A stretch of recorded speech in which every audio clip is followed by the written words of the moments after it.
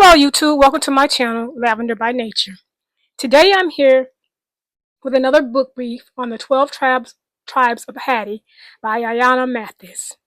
This book is a work of fiction. It was published in 2013 by Vintage Books. It has 299 pages, and I completed reading this book on July 31st, 2006. This book takes place during the Great Migration. Hattie is a young 15-year-old black woman or girl who moves from Georgia to Philadelphia with her mother and her sister. And when Hattie arrives at the age of 15, she meets a young man by the name of Lawrence, and they go on to wed and have children. So you just get an account of Hattie's life, marriage life with Lawrence, and the raising and the rearing of their children. The first account of the book is Hattie's first pregnancy. She has twins. The twins pass away, and you see where, as the story goes on, how that left a void in Hattie. It damaged Hattie, and how she chose to live her life was mainly based off what happened with their children, with her first set of children, with her twins. And the the back of the book kind of explains some of this as well, so I'm kind of just giving you a breakdown of that. So Hattie goes on to have 11 children. This book spans about 55, 56 years of life. So you're getting account of that as she has various children, how things happened with each of those children, whether they're adults or some parts of their childhood as well. But you're getting an account of this, and partly a chapter dealing with Hattie's life as well. I mean, an occurrence of Hattie's life as well. So you're getting a picture of, like I say, just all the things related to Hattie, her husband, her children, the interaction with her sibling. You just get all this about Hattie. And so I'd like to go over 3 dislikes as well as 3 likes I liked about the book. So I'm going to do the dislikes. And the first dislike I have is that the narrative of this book is not a new narrative. These books, unfortunately, are out there, and they are out there in the abundance about, first of all, the great migration of people leaving the South and going to the North in hopes of a better life, and the stories behind that. It's the black narrative. This book also, like I say, it's struggle, it's hardship throughout the book. It's the life of wanting more, but not really knowing how to figure out to get what you want, and ultimately having to settle into it, as it's being presented to you. This book also, I didn't like. There's not one single success story in the book. If I may say myself, I don't consider it a success. It repeats itself. Whatever that repeated thing is, like I said, the hardship, the struggle, it's repeated throughout the book. So at some points, it's like I got into it and I was hoping for a highlight story. I didn't get one, and that's okay, but that's what it is. I was like, I say, I have to be honest, I was hoping for one and I didn't get one. Another thing I didn't like, as I'm reading the book, you want to, or at least I took um, a point of wanting to blame Hattie for everything that happened or that was going on. You get to the point where you're kind of judging Hattie, you're judging the mother, for whatever things happened. But I was left to think about, this was a young lady just, trying to navigate life, and she had dreams and hopes as well. And position that she is in is a position she has chosen to deal with, regardless of how people felt or how I felt that she was dealing with it. The fact is that she showed up. She showed up every day. It wasn't glamorous. It wasn't pretty. But I think Hattie understood where she was and who she was, and you know, her fate, in the other words. Like, she accepted that these are the choices that I have made. This is the outcome. But this is the way I'm going to deal with it. Whether a person liked it, whether someone would have handled it differently or not, this is how Hattie chose to deal with it. And the fact of the matter is, she showed up. She showed up day in and day out. Pretty, ugly, happy, sad. I'm not even going to say happy, but just she showed up. So you got to give Hattie credit for showing up. And that's what eventually, once I got, part ways through the book, I had to start realizing that you got to give credit to Hattie for showing up. And I, just to reiterate what I said about the dislike, this is another story of struggle. Blacks leaving the South, going to the North for new opportunity, and you seeing the outcome.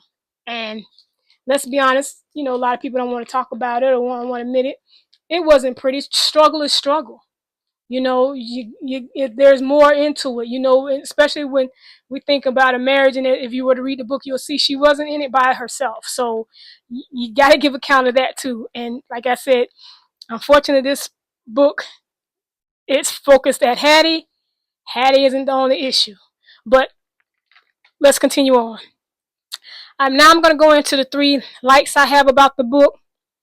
The first like I have is that the author was able to give us 11, 12 different narratives. So each child interaction between the children was different. You have some where they were, paired together. You may see 2 stories woven into one, but each storyline was different. No particular child had the same story, and I thought that was unique. It's almost like several short stories were placed together and knitted into one because the common denominator of Hattie. And you just kind of get the outcome of their life. You don't necessarily get, all their childhood. You get some with the adult aspect. You get some with the children aspect. But once again, like I said, you just get distinct stories for each of the children. And the other thing I like about the book is, like I previously said, as no matter how ugly or how much you dislike or you want to judge or, come up with your own conclusion about Hattie, the main character, the thing that I did like as I kind of got going along in the book, and maybe a little more than halfway through, maybe more than halfway through, you got to give credit to Hattie for her consistency. She was consistent through the story. She had pain, she had letdowns, but she remained true to her motherhood, no matter how it looked or appeared to the outsiders. She showed up, and you get a really good snippet of that, in a sense, about the midway point in the book. Is, like I said, that you start to kind of understand, like, she's in it. She's like, these are my children, these are my babies, I birthed them, and this is the way things are, and dealing with what she had the best way she could. So I did like that. You almost want to make, first couple of stories, you kind of want to make Hattie the villain, but you can't. At some point, you got to give Hattie credit, So yeah, I kind of like that about the book, is because, she stayed in it. Another thing I like about the book is that Hattie, she stood up for herself. She stood up for herself and her children, and she was able to make the tough decisions. I'm not going to say they were pretty decisions. I'm not going to say it would be decisions that you would agree with, but she was able to make tough decisions, and yet and still continue on showing up. And the way that Hattie shows up, she was consistent. Like, there was strength in this book. A lot of it, when you really sit back and think about it, like it took a lot. And yeah, so like I said, you for me, you would probably go into the book, or I did, wanted to like have my views on Hattie and want to not like Hattie, but as I progressed through the book, and maybe, like I said, a little over half, but at least definitely by the last quarter of the book, you start to, or I start to get an understanding truly of who Hattie was. And and you kind of get the real breakdown of who Hattie was. Probably about the last 10 pages of the book, probably about like page 280 something. You understand, you start to understand Hattie's compassion. Even though you would say she didn't have any, but it was there. It just, she displayed it in the best way she knew how. And so you really are find a sense of, okay, okay, okay, Hattie. Hattie was, and what Hattie was holding was a lot for anybody. And the way she chose to handle it shows strength.